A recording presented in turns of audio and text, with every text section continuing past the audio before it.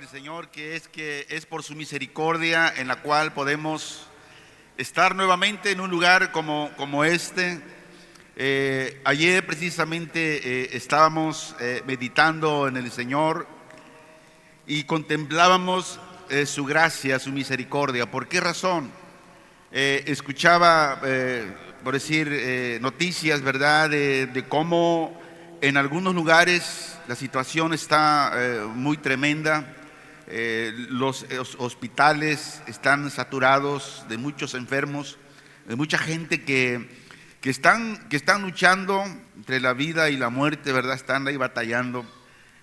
Algunos están pidiendo a Dios una nueva oportunidad de vida, haciendo promesas a Dios que si Dios les permite salir de ahí sanos, ellos van a buscarle, van a servirle.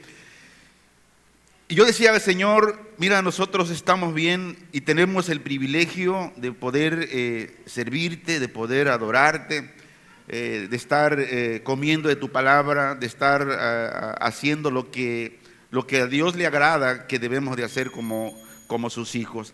Por eso es importante reconocer la misericordia y la gracia de Dios y que por Él estamos aquí.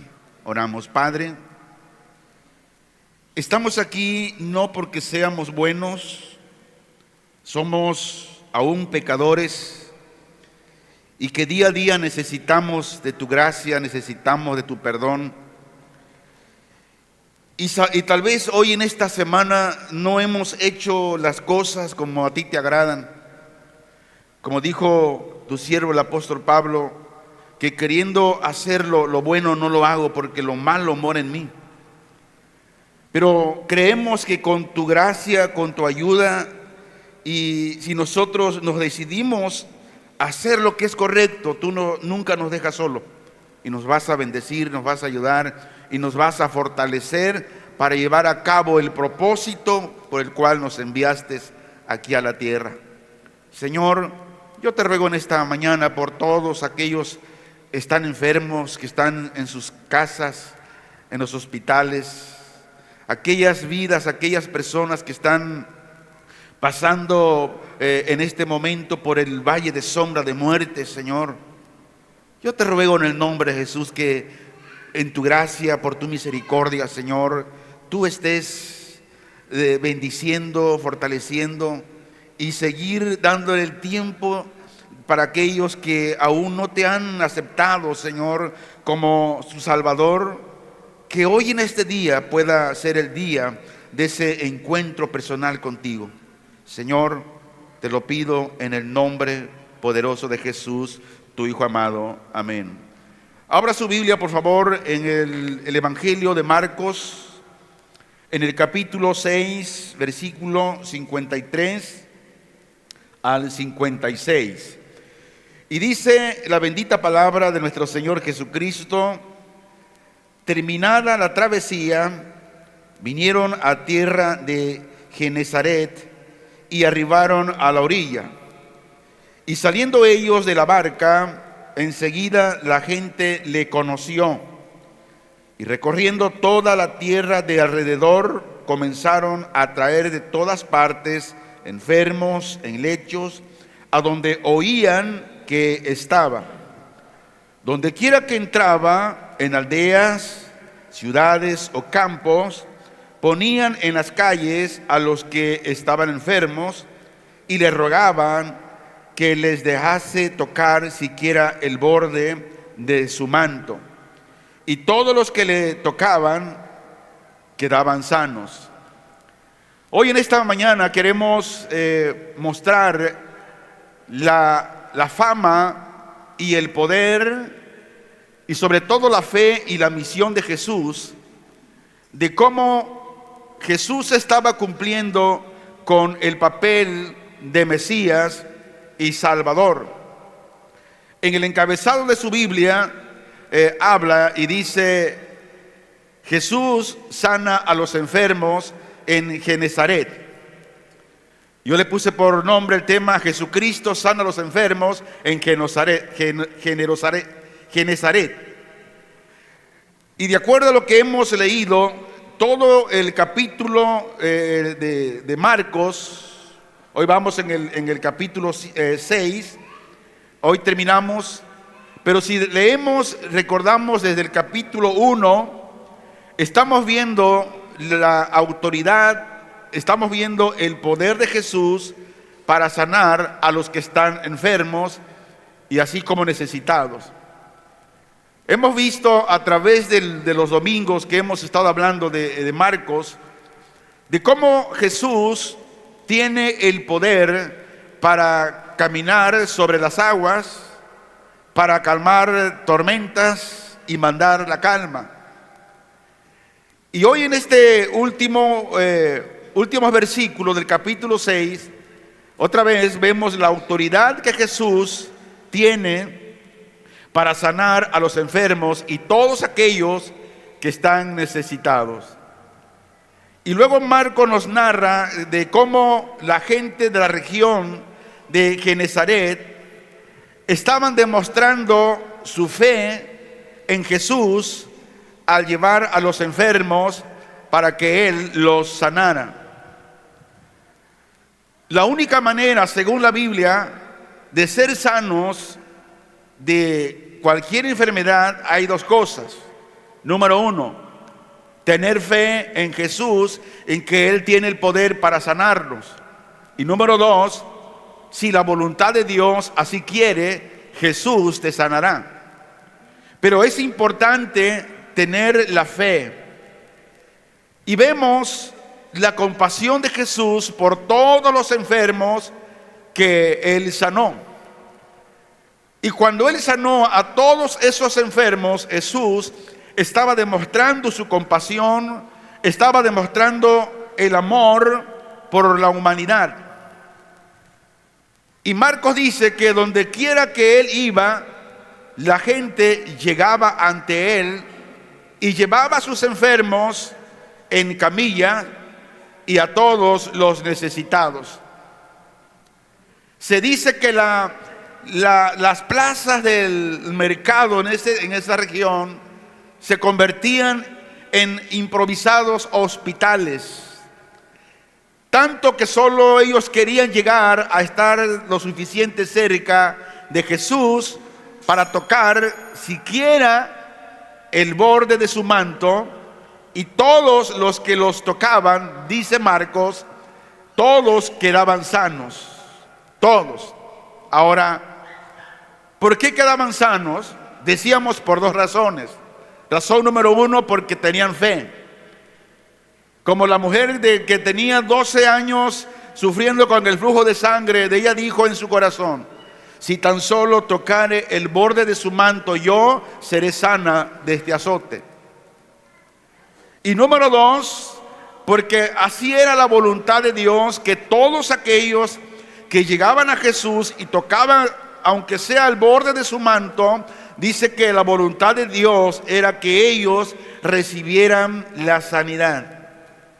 Y Marcos continúa su relato en todo este libro con el ministerio de Jesús. Y Marcos nos muestra y dice que el ministerio de Jesús tuvo un ritmo acelerado, al que todo que lo conocía o sabían de él, dice que llegaban corriendo. Pero también Marcos nos dice que de cómo las multitudes le seguían por todas partes sin darle un día de descanso al maestro. Ahora recordemos cómo después de que los discípulos, recuerden que Jesús comisionó a los 12 discípulos de 2 en 2. Y cuando ellos llegaron, regresaron de la misión a la que Jesús los envió, dice que regresaron gozosos. ¿Por qué razón? ¿Por qué motivo? Porque ellos veían el poder de Dios en sus vidas, que oraban por los enfermos y los enfermos eran sanados. Pero incluso dice que cuando llegaron de la misión, intentaron separarse de la multitud para tener un tiempo de descanso. Pero esto resultó imposible ¿Por qué razón? Porque la gente no dejaba de ir y venir, hasta el punto que no tenían tiempo ni para comer. Y fue cuando Jesús dice que mostró su compasión por ellos, enseñándoles muchas cosas, así como multiplicando de forma milagrosa unos pocos panes y peces para darle de comer a todos ellos, así como a la gran multitud. Pero Marcos dice que este milagro generó tal clima de expectación en torno a Jesús, que según nos dice que el evangelista Juan, que la multitud estaba decidida a hacerle rey a Jesús. Eso lo vimos hace unos domingos. Y este ambiente estaba tan descontrolado, motivó que Jesús hiciera que sus discípulos, dice que entraran, los obligó para que entraran rápidamente en la barca, mientras él mismo, Jesús, se ocupaba de despedir a la multitud. Ya explicamos por qué motivo. Jesús dice que obligó a los discípulos que se subieran a la barca y avanzaran. Decíamos que la multitud estaba tan entusiasmada por el milagro que Jesús había hecho en multiplicar los panes y los peces. Estaban tan emocionados, tenían una emoción que querían ser rey al Señor. Y Jesús vio que esto era algo peligroso. La emoción es peligrosa. Y en la emoción no se manifiesta la voluntad de Dios, decíamos. Entonces Jesús, cuando vio esto que podía afectar a los discípulos, los envió. Váyanse, súbanse a la barca. Y decíamos y hacíamos hincapié, por eso es importante meditar solo en la palabra, porque cuando nos vamos con los que se emocionan, suceden cosas extrañas, como dijo un libro que escribió el teólogo Matthew Henry, John MacArthur, decía en su libro titulado Fuego Extraño: cuando la multitud se emociona, puede provocar a un fuego extraño dentro de la congregación. Y Jesús vio el peligro que estaba en ese momento. Y después de esto, bueno, Jesús envió a los discípulos. Pero seguimos en los versículos 53. Dice que después de todo, tampoco la noche fue tranquila para los discípulos cuando Jesús los envió. ¿Por qué? Porque tuvieron que trabajar duro para avanzar en medio del fuerte viento que ellos encontraron en el mar, que les era contrario. Ellos remaban, pero no podían. Y de repente dice, vieron a alguien caminar sobre las aguas, sobre el mar. Pero ellos se asustaron porque pensaron que era un fantasma. Y decíamos el domingo pasado, cuando la gente no conoce a Jesús y su presencia llega a tu vida, te puede asustar. Y es lo que pasó con los discípulos. Cuando ellos no reconocieron que era Jesús el que caminaba en el mar, dice que ellos se asustaron porque pensaban que era un fantasma, hasta que Jesús le dijo: no temáis, soy yo. Y decíamos, mucha gente va a la iglesia, pero no conoce a Jesús realmente. Y cuando no conoces a Jesús, no puedes oír la voz de Jesús, porque no le conoce. Jesús es muy claro cuando dijo: mis ovejas oyen mi voz y me siguen, y yo las conozco. Pero cuando la persona no conoce a Jesús, no puede oír la voz, no puede reconocer la voz de Jesús. Pero dice la Biblia que finalmente cuando llegaron a la orilla, nada más bajaron de la barca, otra vez de nuevo la gente le reconoció y se agolpó en torno a ellos, trayendo a sus enfermos. Podemos decir, por lo tanto, que en este momento, cuando nos acercamos ya al final del ministerio de Jesús en Galilea, el entusiasmo, la emoción de las multitudes se encontraba en su punto más alto. Emocionados. Dice Marcos 6:54, saliendo ellos de la barca, enseguida la gente le reconoció. Nuevamente, aquí surge la cuestión sobre la identidad de Jesús. Dice que la gente le conoció. Ahora bien, la pregunta del millón: ¿cómo reconocían a Jesús? ¿Por qué lo reconocían? Por lo que leemos en este pasaje, entendemos que su interés se limitaba a aprovechar su poder santo. Y Juan dice que Jesús mismo se lamentó. ¿Por qué? Porque no le buscaban solo porque esperaban ser salvo. No, lo buscaban porque esperaban recibir cosas materiales de él. Como vio que Jesús hizo la multiplicación de los panes y los peces, ellos dijeron: aquí hay comida gratis, de aquí no nos salimos. Y Jesús se dio cuenta que no lo buscaban porque realmente querían tener un encuentro personal con él. Lo buscaban para recibir cosas materiales. No había evidencia de una fe verdadera en ellos. Vamos a Juan capítulo 6, versículo 25 al 27, se lee así: y hallándole al otro lado del mar, le dijeron: Rabí, ¿cuándo llegaste acá? Le preguntaron. Respondió Jesús y les dijo: de cierto os digo, que me buscáis no porque habéis visto las señales, sino porque comisteis el pan y os saciasteis. 27. Trabajad, no por la comida que perece, sino por la comida que a vida eterna permanece, la cual el Hijo del Hombre os dará, porque a éste señaló Dios el Padre. Jesús le dice a la multitud que no se dejen llevar por las señales y milagros.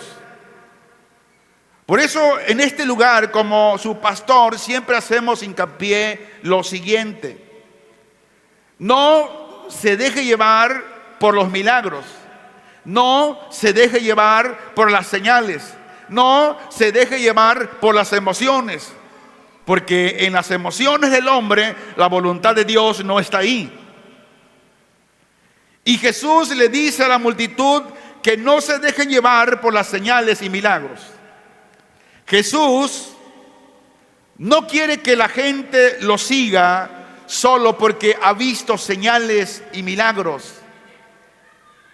Jesús quiere que lo sigan porque han entendido el mensaje de salvación que Él trae. Que reconozca que es un pecador y que necesita de Cristo. Que lo siga por eso. Si alguien le predica el evangelio diciendo: ven a la iglesia, ven a Cristo porque Él te hará rico, le está mintiendo. Ese no es el evangelio de Jesús. El evangelio de Jesús dice que tenemos que vivir piadosamente en santidad todos los días, donde quiera que andemos. Jesús les dice que no se preocupen por la comida física que se echa a perder, sino que hay que preocuparse por la comida espiritual que permanece para la vida eterna.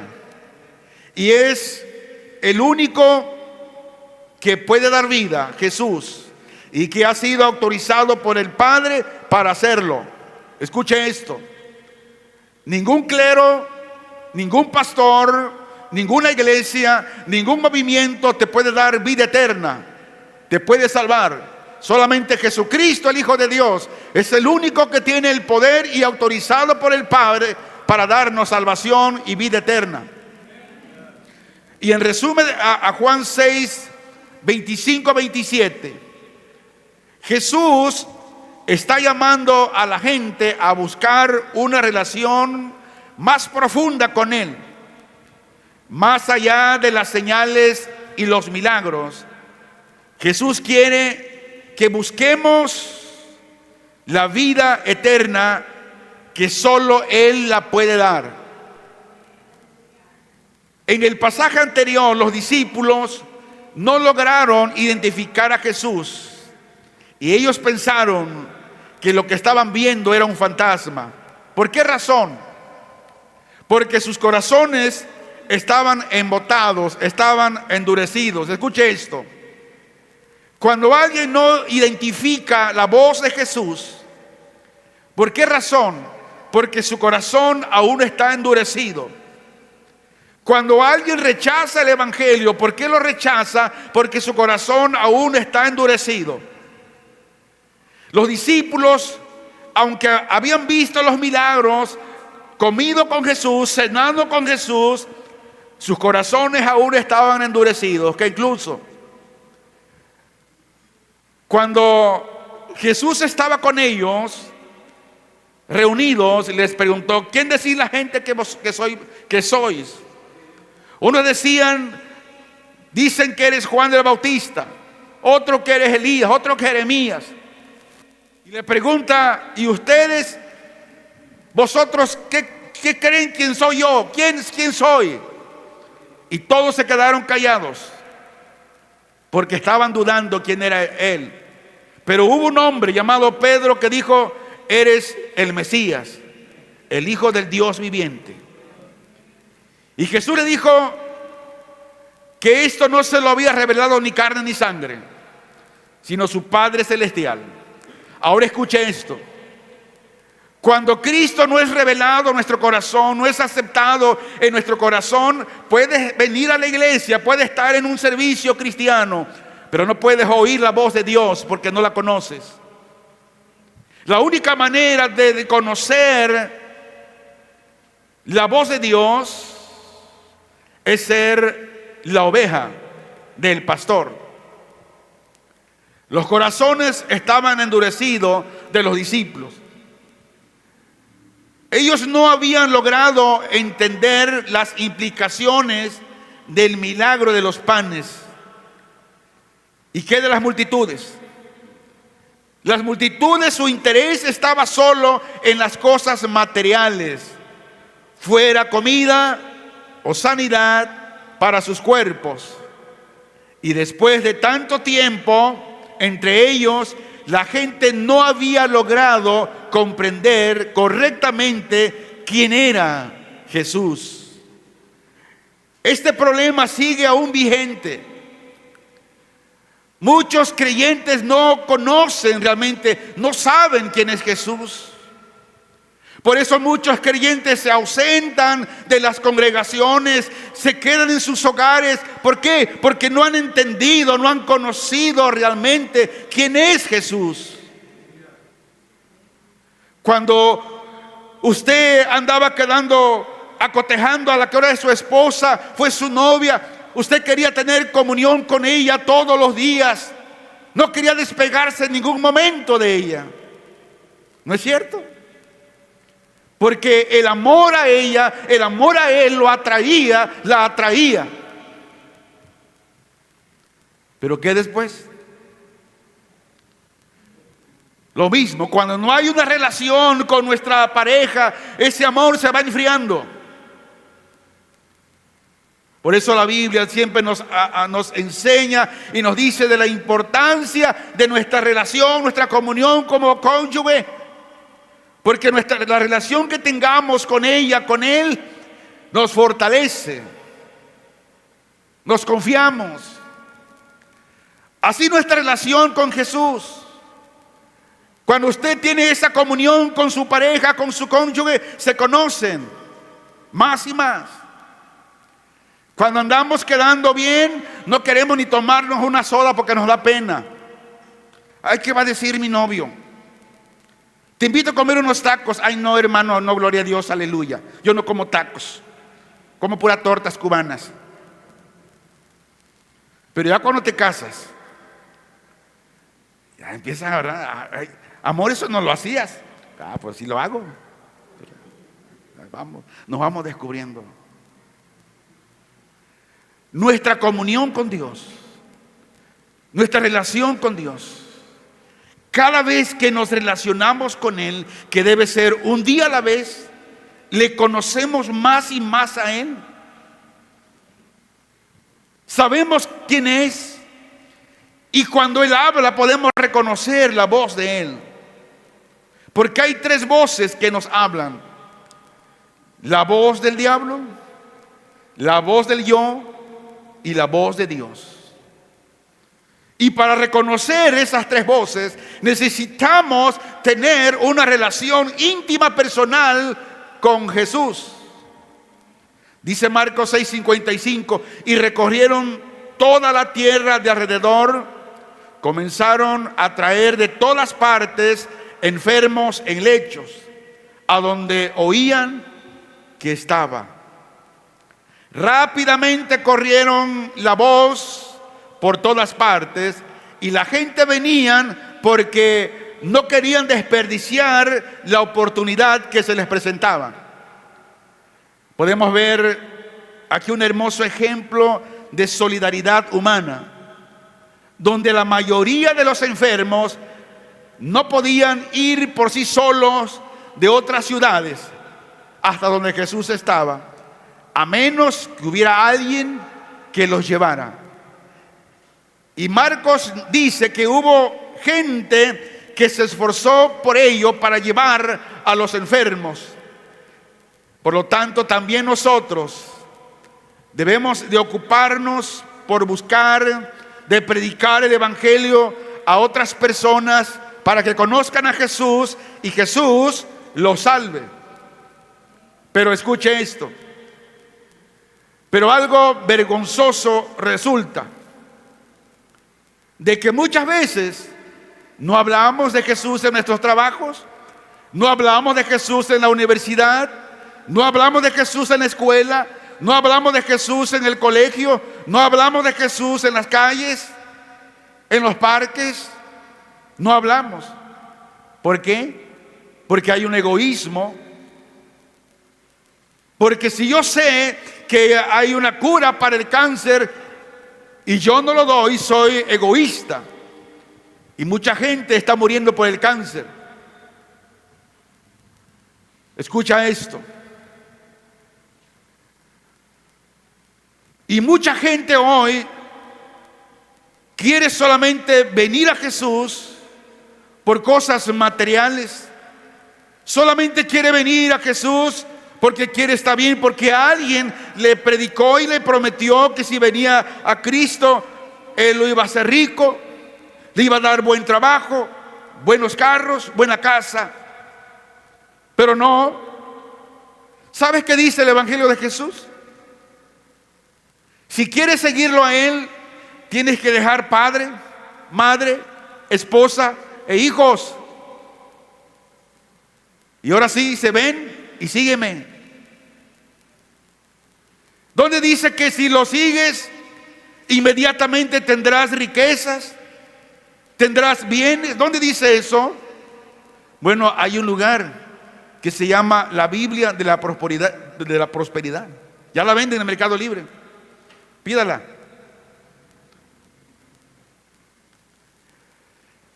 Y en muchos lugares es lo que se predica. Pero la gente que viene a Jesús, pero viene por esas cosas, por cosas materiales, y más sin embargo Dios en su misericordia, Dios los bendice. Pero ¿sabes qué?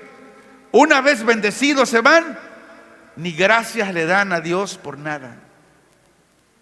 Ahora, ¿cuántas de nuestras oraciones no son más que una lista interminable de grandes peticiones, sin detenernos por un momento para agradecer a Dios por sus bendiciones o para adorarle por lo que Él es?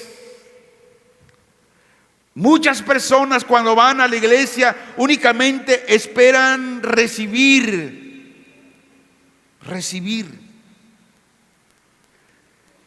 Y si no reciben, se enfadan. ¿Por qué? Porque no recibieron lo que ellos querían conseguir.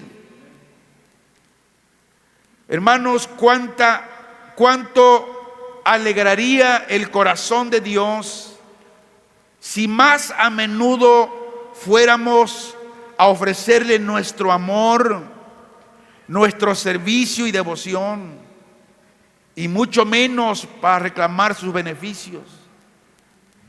Hoy puedes escuchar mensajes diciendo: reclama tus beneficios a Dios. Que le reclame. ¿A poco Dios tiene la obligación de darme? La respuesta es no. Pero muchos hasta te dicen: como eres hijo de un rey, tú eres un príncipe. Y como príncipe tienes derecho a tener todo lo que tú quieras. No, la Biblia no dice eso. La Biblia no dice nada de eso. Ahora pensemos también en el interés que las personas muestran por la sanidad de su cuerpo. Si viene un evangelista que dice que sana a los enfermos y el lugar de campaña se llena, pero muestran poco interés por la salvación de su alma.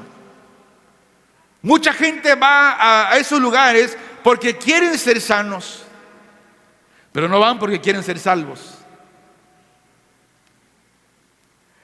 Estas personas no buscan a Jesús porque quieren escuchar su palabra, sino que lo buscan porque quieren ser curados.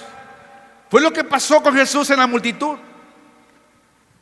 Esa multitud, en ese tiempo cuando Jesús, tenían mucha fe en los milagros. Escuche bien. Tenían mucha fe en los milagros, pero poco interés en la persona de Jesús y en su mensaje. Y ahí estaba el error. Y hay que reconocer que la naturaleza humana no ha cambiado desde entonces. En muchos lugares, cuando se anuncia que va a venir tal siervo de Dios que hace sanidades, ¿qué hacen las personas? Acuden por cientos. Llegan de pueblos en autobuses, en carros especiales, y traen a sus enfermos y todo. Por cientos, Pero si haces un anuncio de una reunión de oración y de estudio de la palabra, entonces el interés desaparece por completo. Dice el versículo 56 de Marcos: y donde quiera que entraba, en aldeas, ciudades o campos, ponían en las calles a los que estaban enfermos y le rogaban que les dejase tocar siquiera el borde de su manto. Y todos los que le tocaban quedaban sanos. Vemos aquí que la fe es fundamental, y la gente mostró su fe en Jesús al tocar su manto, y es su fe que les permitió recibir la sanación, que fueron curados. Y dice: y todos los que le tocaban quedaban sanos. A pesar de todo, la gente tenía tanta fe en el poder sanador. Pero vemos aquí la compasión de Jesús, que como el caso de la mujer con el flujo de sangre, estaban convencidas de que si al enfermo se le permitía tan solo tocar el borde del manto de Jesús, se iba a producir instantáneamente la curación del enfermo. Pero por otro lado, Jesús estaba a las órdenes y disposición de toda clase de gente. Y con su poder y gracia, dice la Biblia que Jesús suplió todas sus necesidades. Imagínense, si estaban enfermos, Jesús los sanaba. Si estaban hambrientos, Jesús les daba pan y pescado. Ya, listo. Dijeron ellos, no, pues de aquí somos. Ya ni el DIF nos procura como Jesús. Dice, de aquí somos.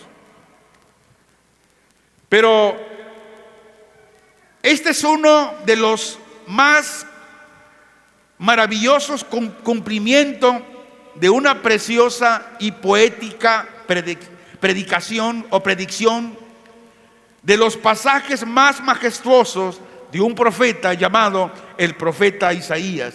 Y lo voy a leer. Isaías 35, 4 al 6. Dice: decid a los de corazón apocado, esforzaos, no temáis. He aquí vuestro Dios viene con retribución, con pago. Dios mismo vendrá y os salvará. Entonces los ojos de los ciegos serán abiertos y los oídos de los sordos se abrirán. Entonces el cojo saltará como un ciervo y cantará la lengua del mudo, porque aguas serán cavadas en el desierto y torrentes en la soledad. Muy bien. ¿Y cuál es el contexto de esto?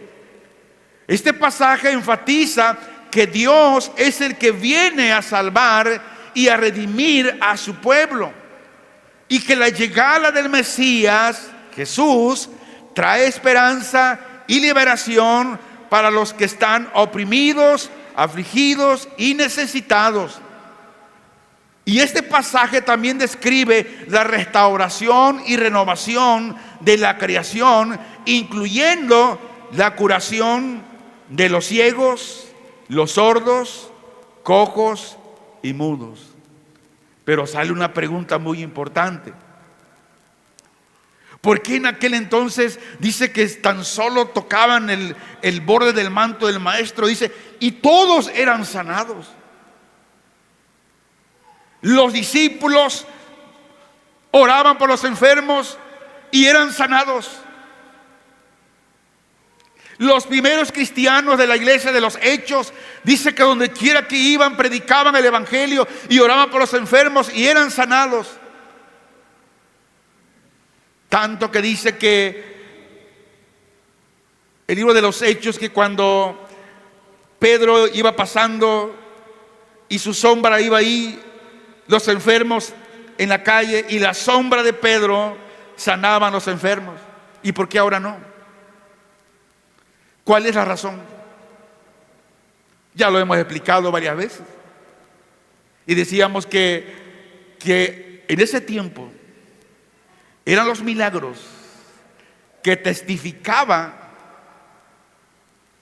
de parte de Dios que los discípulos y los hermanos que predicaban el evangelio eran enviados por Dios, y que era la palabra de Dios, y que los milagros eran el resultado como un testimonio. ¿Por qué? Porque en aquel entonces la Biblia no existía.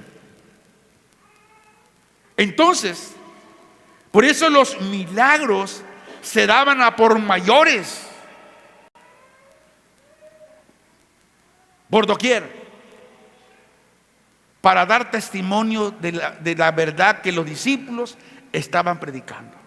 Pero una vez que la Biblia se completó, el canon se completó y todas las revelaciones están ahí en la Biblia, ya no hay necesidad de esas multitudes de milagros, de mayoría de milagros que se hacían en ese tiempo a que se haga hoy. Pastor, ¿quiere decir entonces que Dios no hace milagros? No, no digo eso. Dios sigue haciendo milagros cuando Él quiere y con quien Él quiere. Y no le podemos reclamar a Dios, Señor, ¿pero por qué? Bueno, dice aquí la misma Escritura que si Él lo hizo en ese tiempo, ya expliqué por qué.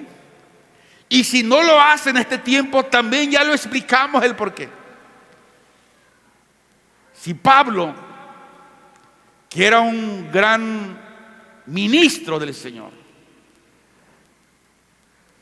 rogó al Señor que lo sanara por 3 veces, oró y dijo: Señor, quítame este aguijón de la carne. ¿Acaso Pablo no tenía fe? Sí, tenía fe. ¿Y por qué Dios no lo quiso sanar? ¿Cuál fue la respuesta del Señor a Pablo? Bástate mi gracia, nada más.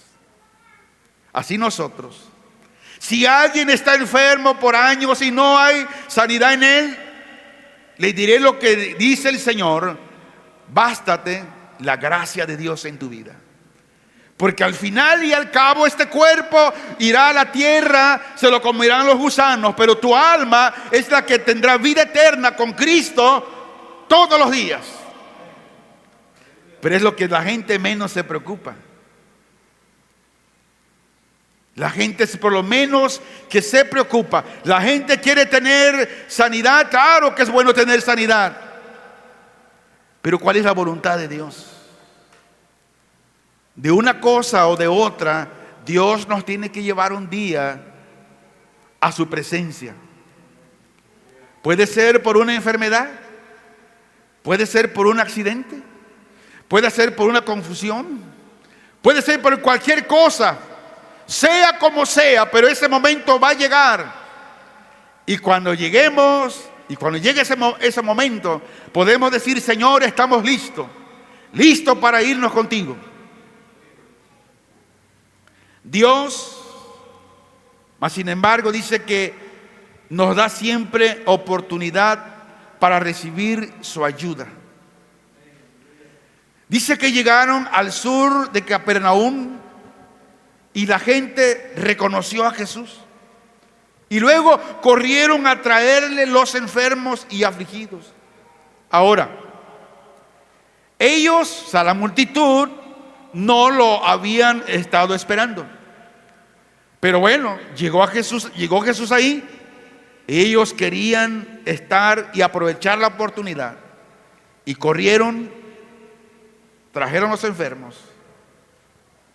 Y luego dice que esparcieron las buenas nuevas a otras aldeas.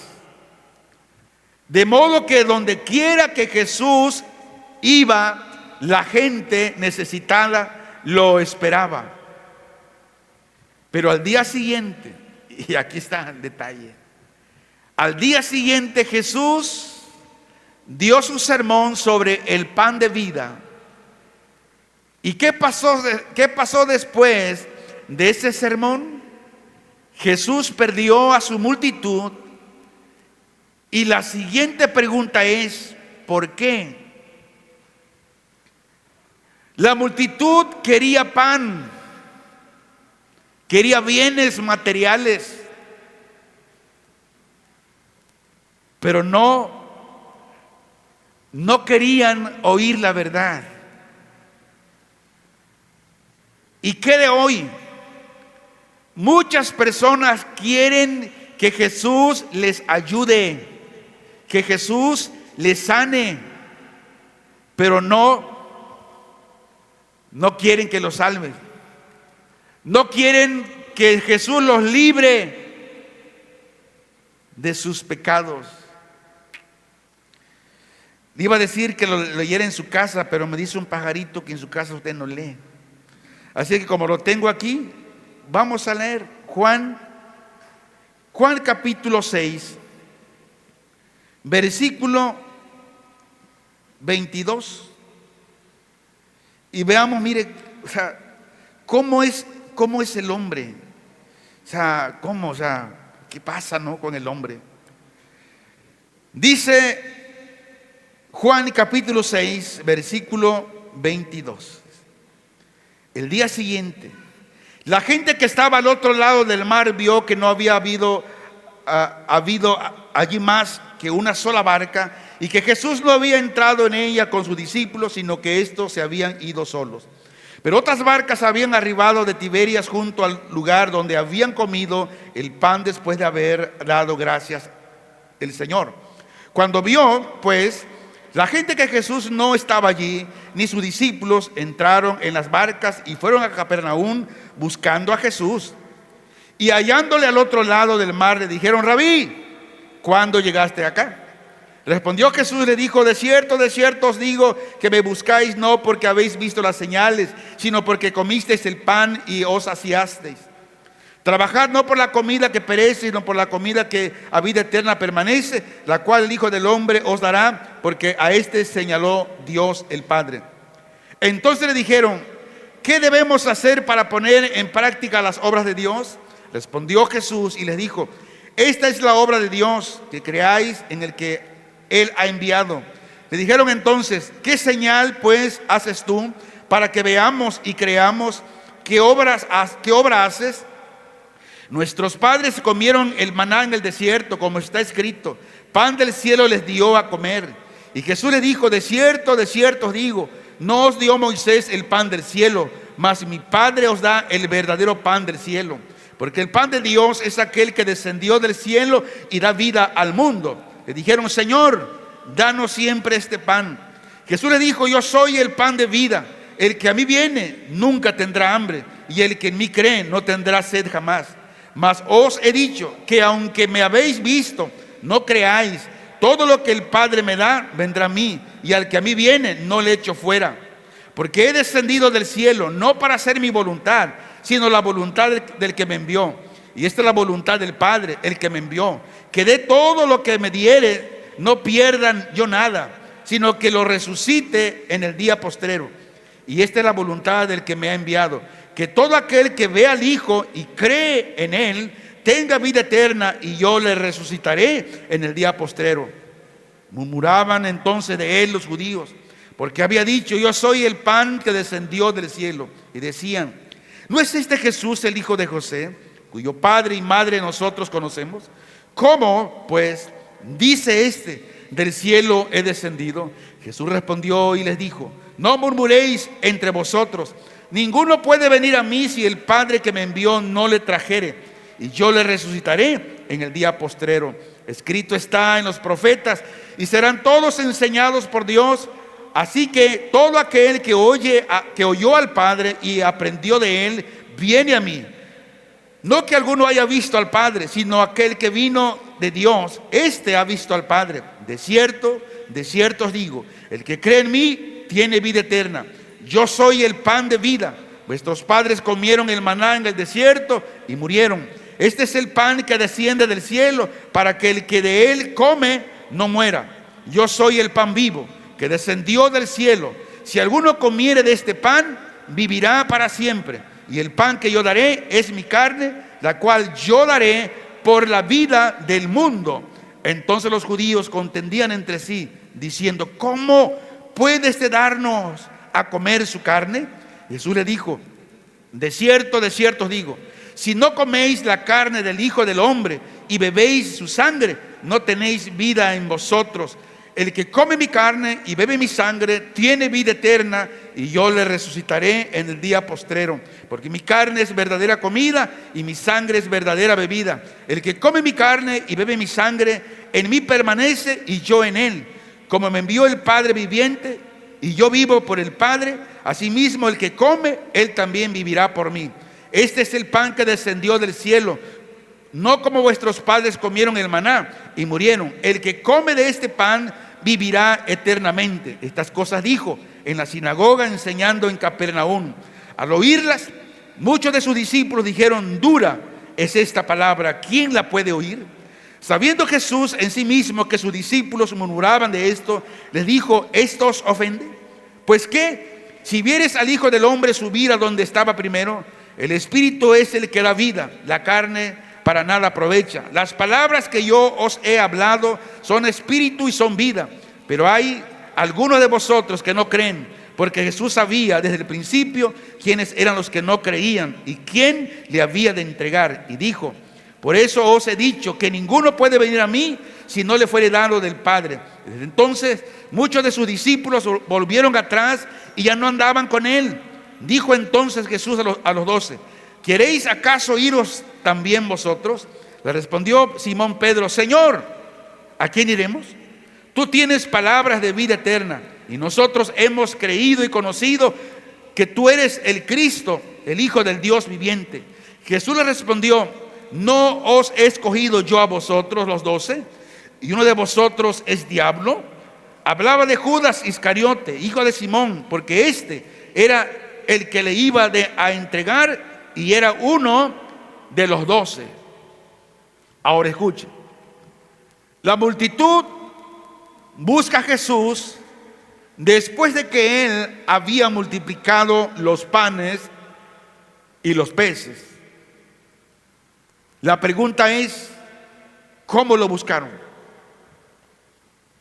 ¿Por qué lo buscaron? Lo buscaron con la motivación incorrecta. ¿Por qué era incorrecta? Porque solo buscaban los beneficios materiales en lugar de buscar una relación espiritual con él. Y Jesús le dice que él es el pan de vida, el que ha venido del cielo para dar vida al mundo. Y Jesús enfatiza aquí la importancia de tener fe en él, ya que él, Jesús, es el único que puede dar vida eterna. Y Jesús declara que la obra de Dios, el principio de Dios, es creer en él, en el que ha sido enviado por el Padre, que es Jesús.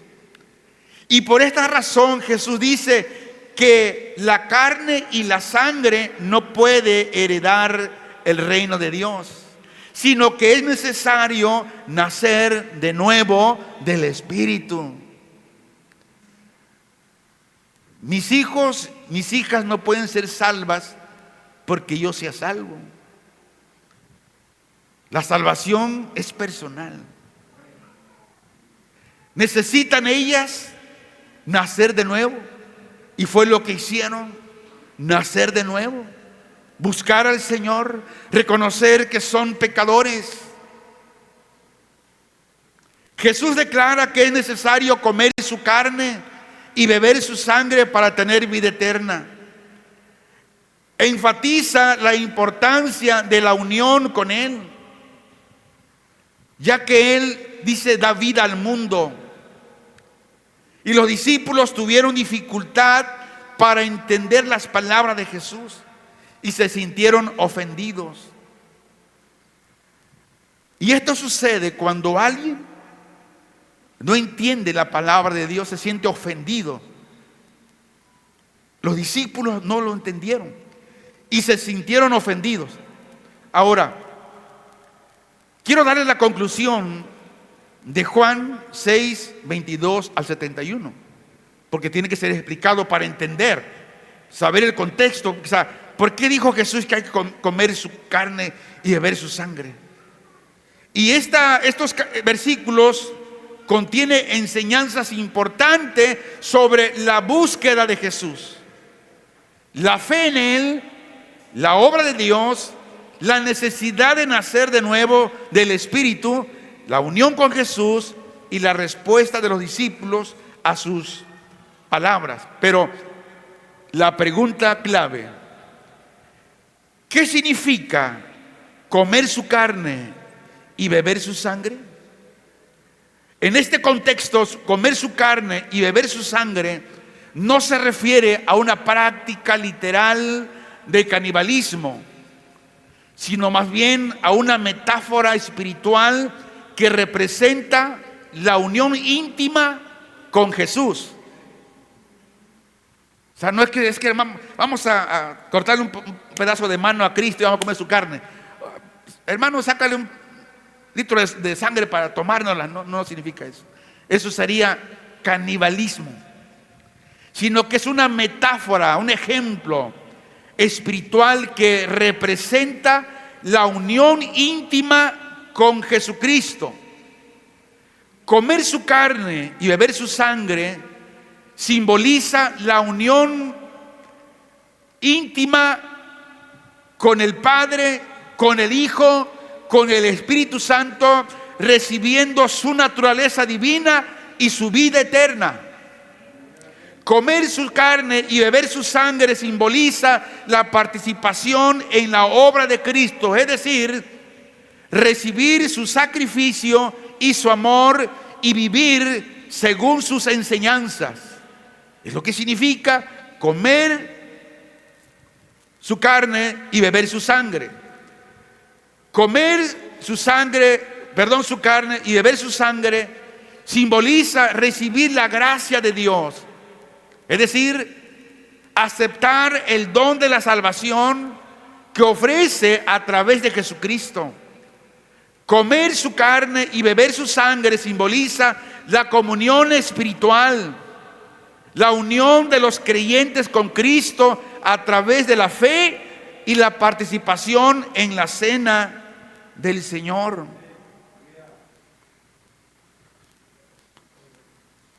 Es importante que en las iglesias cristianas regresen a la Biblia, hermanos, porque hay pocos mensajes de esto, hay pocos.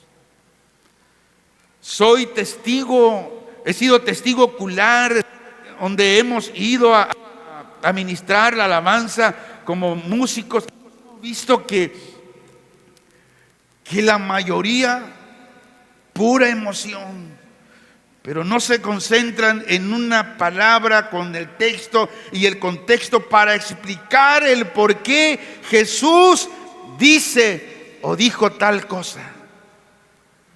Y el oyente se sale con más dudas, pero sí, con mucha emoción. Y en la emoción no está la voluntad de Dios.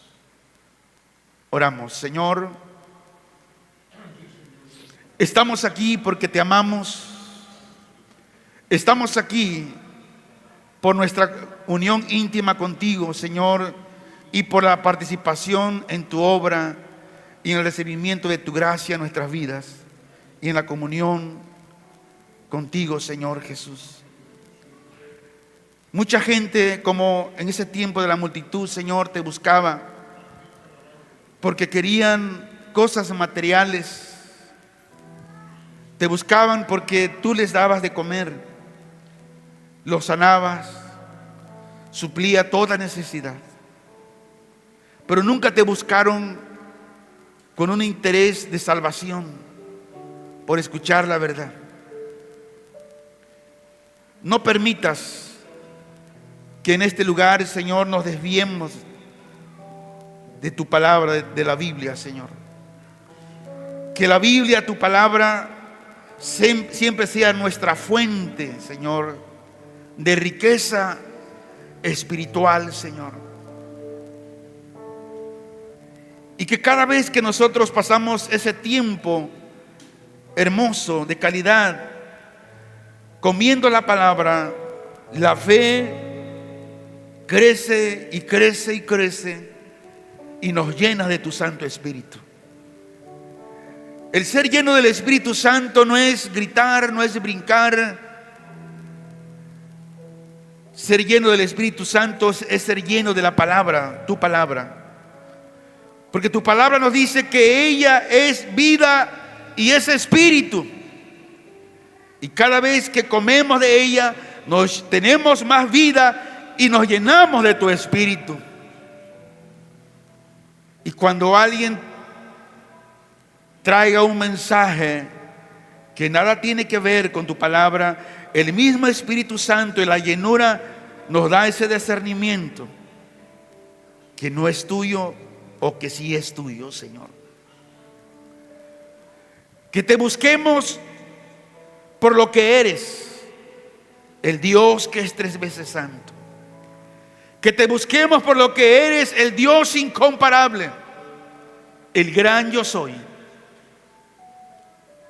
Así como aquella mujer, Señor, que fue a ti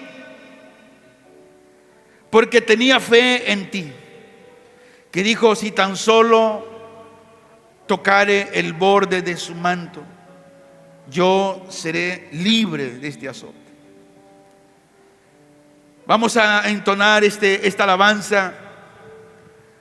Y yo quiero en esta mañana que tú le permitas al Espíritu Santo que sea Él quien te ministre. Y dile: Señor, estoy aquí no porque no vengo buscando las cosas materiales, vengo buscando esa relación íntima y personal contigo. Te alabamos, Señor, y te exaltamos. Si tan solo tocaremos, Señor, como dijo aquí, el borde de tu manto. Tú estás aquí, Señor. Tú estás con todos aquellos que realmente tienen hambre y sed de ti. Te alabamos, Señor. Si tan solo tocar el borde de su manto. Aleluya, Señor. Si tan solo pudiera oír su voz. Damos la gloria a ti, Señor. Si tan solo pudieras tocar sus manos, libre sería.